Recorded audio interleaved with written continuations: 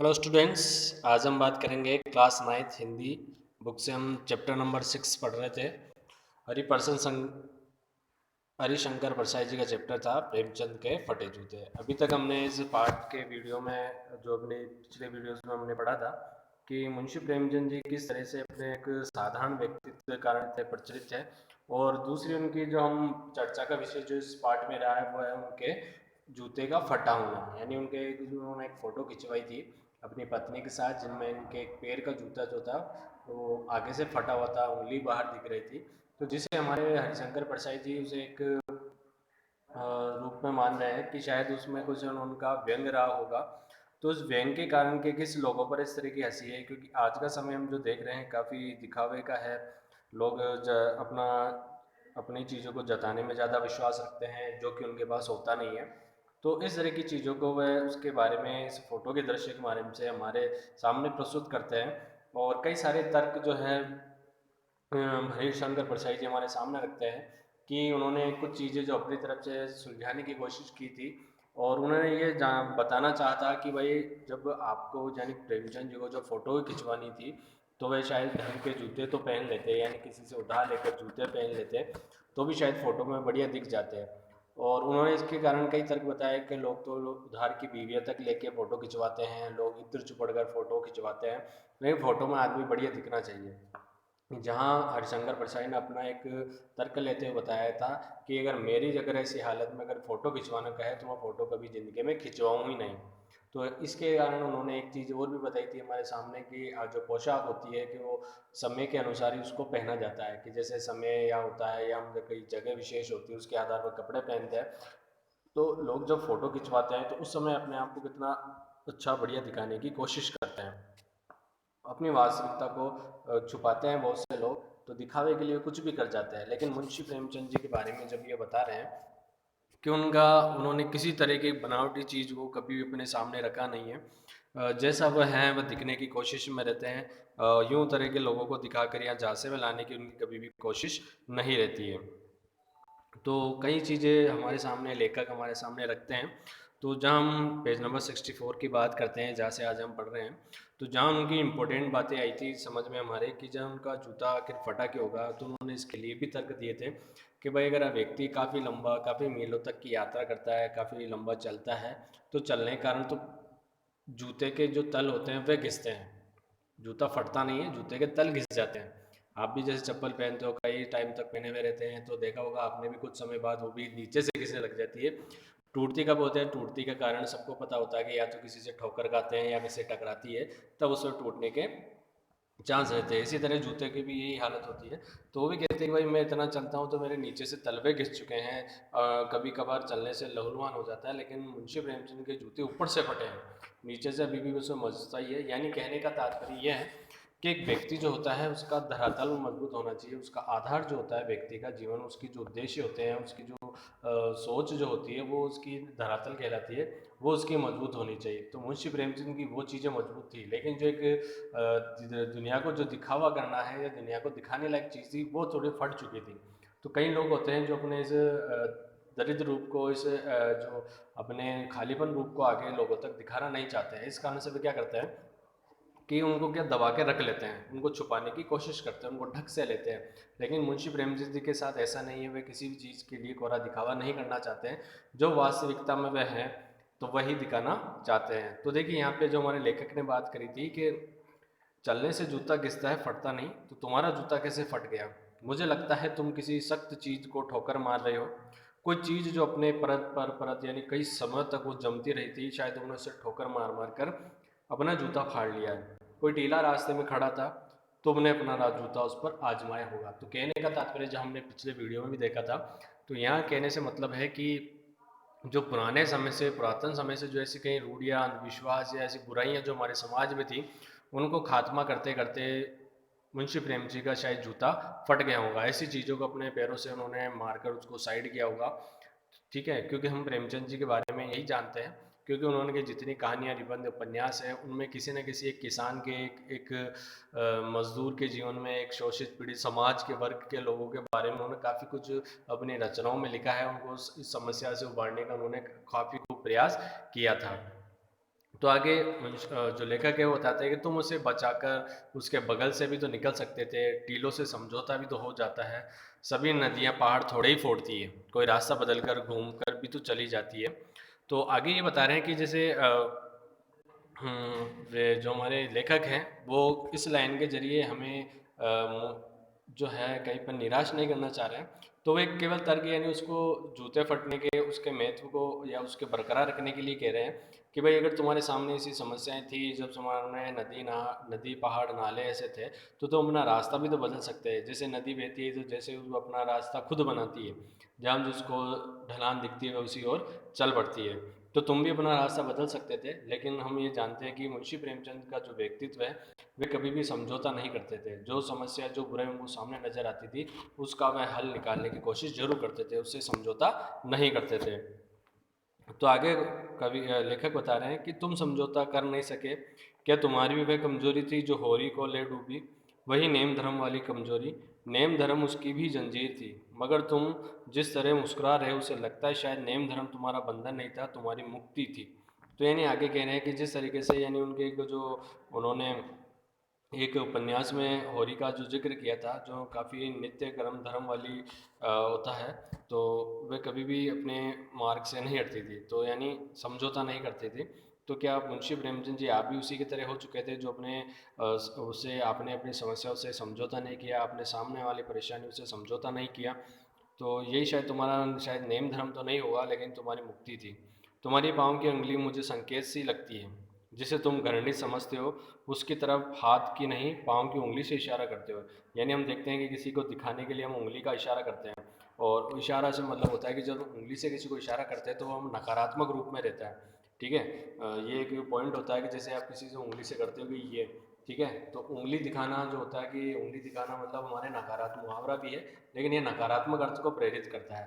तो लेखक क्या कहना चाह रहे हैं कि जो मुंशी प्रेमचंद जी के जो फटे जूते से जो उंगली बाहर आ रही है, तो इसका तर्क ये दे रहे हैं कि लोग जो होते हैं बुराई वाली चीज़ों को देखने के लिए वो हाथ की उंगली करते हैं, लेकिन मुंशी प्रेमचंद जी ने उस बुराई को दर्शाने के लिए अपने हाथ के लिए अपनी पैर की उंगली से उसको इशारा करा, और उसकी ये व्यंग मुस्कान भी समझते हैं। तुम मुझ पर या हम सभी पर हंस रहे हो, उन पर जो उंगली छिपाए और तलवा घिसाए चल रहे हो, उन पर जो टीले को बरकरा कर बाजू से निकल रहे हैं। तुम कह रहे हो मैंने तो ठोकर मार मार कर जूता फाड़ लिया, उंगली बाहर निकल आई पर पाँव बच रहा है और मैं चलता रहा, मगर तुम उंगली को ढांकने की चिंता में तलवे का नाश कर रहे हो, तुम चलोगे कैसे? बात बिल्कुल सही है कि आगे जो है लेखक ने एक साफ बात कही है कि जो उनका ये इशारा कर रहे हैं कि एक तो उन्होंने की फोटो में जो उनकी एक आधी मुस्कान दिख रही है, जो उनका एक फटा जूते से उंगली बाहर आ रही है, वो क्या संकेत कर रही है? यानी वो या तो हम पर हम सभी पर हंस रहे हैं कि जो लोग अपनी मुसीबतों से बचते हुए भागते हैं, ऐसे सामने परेशानी के जब ढीले दिखते हैं तो बचकर निकल जाते हैं, तो उस पर व्यंग कर रहे हैं, उस पर बारे में वो हंसी कर रहे हैं कि भाई प्रेमचंद जी कहते हैं कि मैंने तो उन समय परेशानी समझौता नहीं किया, मैंने तो उनका सामना किया था, और जैसे बड़ी बड़ी परेशानियों के टीले आए थे उन सबको मैंने ठोकर मारकर अपने पैर का जूता फाड़ लिया है, लेकिन मेरा आधार अभी भी, मेरा जो पैर का जूते का तलवा अभी भी क्या है, मजबूत है, वह उतना साहसी है। लेकिन तुम अपने उंगली को ढकने का चिंता करो, क्योंकि तुम्हारे तलवे तो पूरी तरीके से क्या हो रहे हैं, घिस चुके हैं, जो तुम्हें आगे चलने के लिए बाध्य करेंगे। तो यानी तुम आगे कभी भी बढ़ नहीं पाओगे जब तक हमारे सामने, तो ये हमारे लिए भी है कि हमारे सामने देखिए ज़िंदगी बहुत बड़ी होती है, तो ज़िंदगी के हर पड़ाव पे हमें कुछ ना कुछ परेशानी को सामना करना पड़ता है, तो उसके सामना करने के लिए हमें तैयार रहना होता है। ठीक है, ये नहीं कि हम इसे कैसे बचने का उपाय करें, बचने का नहीं, उसे पार होने की अगर हम कोशिश करेंगे तो शायद हम सफल व्यक्तित्व के रूप में हम आगे बढ़ पाएंगे। ऐसा काम मुंशी प्रेमचंद जी ने किया था। मैं ये नहीं कहता कि धन लालसा की बात करते हैं, और भी ऐसे कहीं होंगे तो शायद हो सकता है आपका व्यक्तित्व निखर के आ सकता है, आप इतने मजबूत साहसी हो सकते हैं कि आपकी प्रेरणादायी बातों का असर लोगों पर पड़ेगा। तो इतना इतिहास जो हम पढ़ते हैं ऐसे महान व्यक्तियों के बारे में जो हमारे आदर्श बनते हैं, तो उनका शायद जीवन का मूल मंत्र यही होता है कि उनके इस जीवन में भी कई बाधाएं आती है, लेकिन उन बाधाओं को वे पार करते हुए चलते हैं, उनका सामना करते हुए चलते हैं, उससे निराश नहीं होते, उससे बचकर नहीं निकलते, उसका सामना करते हैं, तब जाकर उनका व्यक्तित्व निखर के आता है। सभी व्यक्ति समान रूप से ही सोचते समझते हैं, लेकिन विशेष क्या होता है कि उनमें साहसी होता है मन से। ठीक है, कि वे कितने साहसी होते हैं, अपनी समस्याओं से किस प्रकार वे सामना करते हैं। तो हमने भी राजा महाराजा की कई कहानियाँ अगर उदाहरण में अगर हम लेते हैं, तो कितने राजा महाराजा ऐसे हैं जिन्होंने जो अपने शत्रुओं से लोहा लिया, उनसे युद्ध किया है और विजय को प्राप्त किए। अगर हम देखते हैं कहीं ऐसे राजा विजय भी प्राप्त नहीं करते हैं, लेकिन इतिहास में उनका नाम अमर रहता है और जो शत्रु रहता है वह भी उसकी प्रशंसा करते हुए नहीं थकता है। तो ये हमारे जीवन के मूल मंत्र होने चाहिए। आगे अंतिम पंक्तियों की बात करते हैं कि लेखक कहता है कि मैं समझता हूँ, मैं तुम्हारे फटे जूते की बात समझता हूँ, उंगली का इशारा समझता हूँ, तुम्हारी व्यंग मुस्कान को समझता हूँ। तो ये लेखक की अंतिम लाइन थी जो हमारे साथ उन्होंने बताई थी। तो पाठ आपको ये जरूर समझ में आया होगा। आगे बच्चों हम बात करेंगे इसके प्रश्न उत्तरों के बारे में। तो देखिए पहला प्रश्न है हमारे सामने। तो यहाँ बता रहे हैं कि हरिशंकर परसाई जी ने जो शब्द चित्र हमारे सामने प्रस्तुत किया उसमें प्रेमचंद के व्यक्तित्व कौन कौन सी विशेषताएं उभर कर आती है। तो देखिए इसमें आपको विशेषताओं के लिए पॉइंट बना के अगर आप बता सकते हैं तो काफ़ी अच्छा रहेगा। जैसे कि पहला लेते हैं हम संघर्षशील लेखक के बारे में, कि इसका उत्तर जवाब होगा पहला हम पॉइंट लेते हैं इसमें संघर्षशील लेखक। यानी प्रेमचंद आजीवन संघर्ष करते रहे हैं, उन्होंने मार्ग में आने वाली चट्टानों को ठोकरें मारी है, अगल बगल के रास्ते नहीं खोजे थे, समझौते नहीं करे हैं।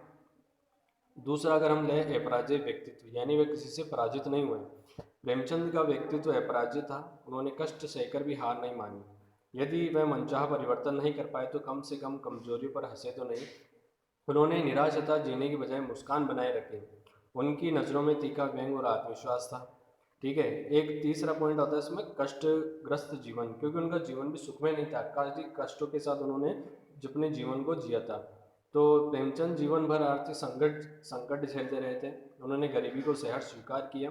वे बहुत सीधे साधे वस्त्र पहनते थे, उनके पास पहनने को ठीक से जूते भी नहीं थे, फिर वे हीनता से पीड़ित नहीं थे। सहजता, अगला फोर्थ पॉइंट लेते हैं हम सहजता के।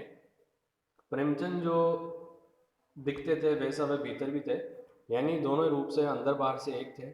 लेखक के शब्दों में कि इस आदमी की अलग अलग पोशाकें नहीं होगी, इसमें पोशाकें बदलने का गुण नहीं। तो यहाँ पे पोशाकें बदलने का मतलब था कि व्यक्ति जो होता है कि देखिए कोई व्यक्ति ऐसा होता है कि 10 आदमी से मिलता है तो 10 तरीके का वह व्यवहार करता है, यानी कि वह अलग अलग व्यक्ति के साथ किससे किस तरीके की बात करनी होती है तो वह अलग अलग रूप धारण कर लेता है। लेकिन हमारा एक चीज़ होना चाहिए कि हम जिस तरीके हैं वास्तव में जो है वही लोगों को भी दिखाएं। ठीक है। जैसा मैं गरीब हूँ तो मैं गरीबी को ही दिखाऊं, यानी कि मैं कहीं जाऊँ ऐसी जगह तो मैं अपने अमीरी के अपने शौर्य को दिखाने लग जाऊँ, जबकि पता है कि वास्तविकता ऐसी नहीं है। लास्ट है इनका मर्यादित जीवन, कि प्रेमचंद ने जीवन भर अपनी जीवन मर्यादा का, मानवीय मर्यादाओं का ध्यान रखा है। उन्होंने नेम धर्म लेखक की गरिमा को बनाए रखा है और एक श्रेष्ठ लेखक के रूप में हमारे सामने आते हैं। आगे देखिए प्रश्न नंबर 2, सही कथन के सामने निशान लगाना है। तो 4 इसके ऑप्शन दिए हुए क ख ग घ। तो देखिए इसमें दूसरे का ग ख है दूसरे का राइट आंसर। लोग तो इत्र चिपड़कर फोटो खिंचाते हैं जिससे फोटो में खुशबू आ जाए। 4 लाइनें हमारी बुक में आई थी तो सारी अलग गलत थी, लेकिन एक जो ख नंबर की है वो बिल्कुल सही है। आगे देखिए प्रश्न नंबर 3। प्रश्न नंबर 3 कह रहा है कि नीचे दी गई पंक्तियों में निहित व्यंग को स्पष्ट करना है अपने को, जो इसमें आया हुआ है। तो देखिए तीसरे का क्या है कि जूता हमेशा टोपी से कीमती रहा है, अब तो जूते की कीमत और बढ़ गई है और एक जूते पर 2500 टोपन नीचावर की जाती है। तो इसका मतलब क्या है? ठीक है। तो इसका जवाब है कि जीवन में ये विडंबना है कि जिसका स्थान पाँव में है अर्थात नीचे है उसका अधिक महत्वपूर्ण माना जाता है, और जिसका स्थान ऊंचा है सिर पर बिठाने योग्य उससे कम सम्मान मिलता है। आजकल तो जूतों का अर्थात धनवानों का मान सम्मान भी बढ़ गया है। एक धनवान पर 2500 गुणी लोग न्यौछावर किए जाते हैं, गुणी लोग भी धनवानों की जीवजूरी करते नजर आते हैं। तो यहाँ पे सिर का मतलब है गुणवान और पैर का मतलब है धनवान। ठीक है। तो यही अंतर आज हमारे समाज में देखने को मिल रहा है।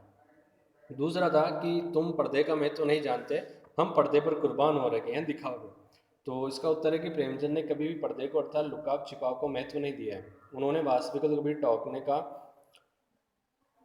प्रयत्न नहीं किया। वे इसी में संतुष्ट थे कि उनके पास छिपाने योग्य कुछ नहीं था, वे अंदर बाहर जैसे थे एक से थे, यहाँ तक कि उनका पहना भी कुछ अलग अलग न था।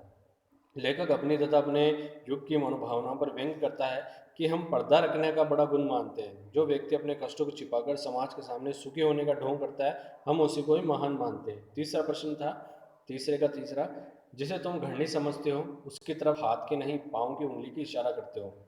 तो लेखक कहता है कि प्रेमचंद ने समाज की जिसे घृणा योग्य समझा उसकी ओर हाथ की उंगली से नहीं बल्कि पाँव की उंगली से इशारा किया, अर्थात उसे अपनी ठोकरों पर रखा है, अपने जूते की नोक पर रखा है और उसके विरुद्ध संघर्ष भी किया है।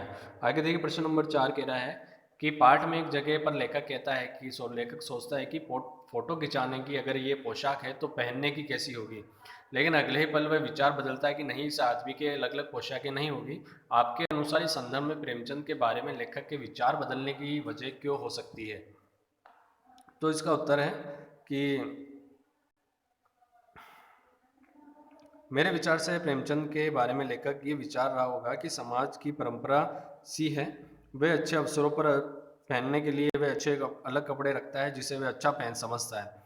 प्रेमचंद ने कपड़े ऐसे न थे जो फोटो खिंचाने लायक होते हैं, ऐसे में घर पहनने वाले कपड़े और खराब होते थे, परंतु लेखक को तुरंत ही ध्यान आएगा प्रेमचंद सादगी पसंद और आडम्बर दिखावे से दूर रहने वाले व्यक्ति है। उनका रहन सहन ही दूसरों से अलग है, इसलिए उन्होंने अपनी टिप्पणी को बदल लिया था। आगे देखिए प्रश्न नंबर 5 कि आपने ये व्यंग्य पढ़ा, इसे पढ़कर आपको लेखक की कौन कौन सी बातें आकर्षित लगती है? तो इसकी थी कि मुझे इस व्यंग्य की सबसे आकर्षित बात लगती है विस्तारण शैली, कि उन्होंने हर चीज़ को एक बड़े विस्तार रूप में लिखा है कि लेखक एक संदर्भ से दूसरे संदर्भ की ओर बढ़ता चला जाता है।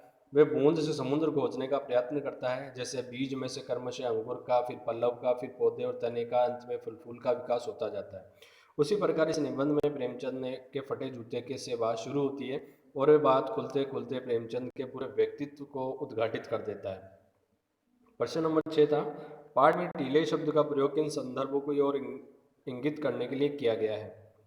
तो ये है कि टीला शब्द राह में आने वाली बाधा का प्रतीक है। जिस तरह चलते चलते रास्ते में टीला आ जाना व्यक्ति को उसे पार करने के लिए विशेष परिश्रम करते हुए सावधानी से आगे बढ़ना पड़ता है, उसी प्रकार सामाजिक विषमता, छुआछूत, गरीबी, निरक्षरता, अंधविश्वास आदि भी मनुष्य की उन्नति में बाधक बनती है। इन्हीं बुराइयों के संदर्भ में टीले शब्द का प्रयोग हुआ है। ठीक है, तो यहाँ पे इस तरीके थे। तो प्रश्न नंबर 7 छोड़ दीजिए, 8वां देखिए कि 8वां प्रश्न कह रहा है कि आपकी दृष्टि में वेशभूषा के प्रति लोगों की सोच में आज क्या परिवर्तन आया है? तो वेशभूषा के प्रति लोगों की सोच में बहुत बदलाव आया है। लोग वेशभूषा को सामाजिक प्रतिष्ठा का सूचक मानने लगे हैं। लोग उस व्यक्ति को ज़्यादा मान सम्मान और आदर देने लगे हैं जिसकी वेशभूषा अच्छी होती है। वेशभूषा से ही व्यक्ति का दूसरों पर पहला प्रभाव पड़ता है। First impression is the last impression, English की कहावत बिल्कुल सटीक बैठती है कि व्यक्ति जो पहली बार जैसा दिखता है उसी को वैसा ही रूप मान लिया जाता है। हमारे विचारों का प्रभाव तो बाद में पड़ता है। आज किसी भी अच्छी पार्टी में कोई धोती कुर्ता पहन कर आ जाए तो पिछड़ा समझा जाता है। इसी प्रकार कार्यालयों में कर्मचारी गण हमारी वेशभूषा के अनुरूप व्यवहार करते हैं। आप जैसे आज होटलों की बात करते हैं, अगर आप किसी बढ़िया रेस्टोरेंट में जाते हैं, अगर आपके कपड़े थोड़े पुराने से लगते हैं, अजीब से लगते हैं, तो वह आपको गरीब मानकर अंदर घुसने ही नहीं देगा, क्योंकि वो उसके होटल का रेपुटेशन होता है। और वहीं आप गरीब हो लेकिन आपने सूट बूट अच्छा खासा पहना हुआ है तो वो आपको बड़ी इज्जत देगा। तो यानी दिखावा जो है लोगों में आजकल ज़्यादा बढ़ चुका था। तो ये था हमारा एक शानदार पार्ट, व्यंग का एक पार्ट जो मुंशी प्रेमचंद के व्यक्तित्व को उभारते हुए हमारे सामने रखा था। पार्ट आपको जरूर समझ में आया होगा, तो इसके प्रश्न उत्तर करिए और पढ़ते रहिए। धन्यवाद।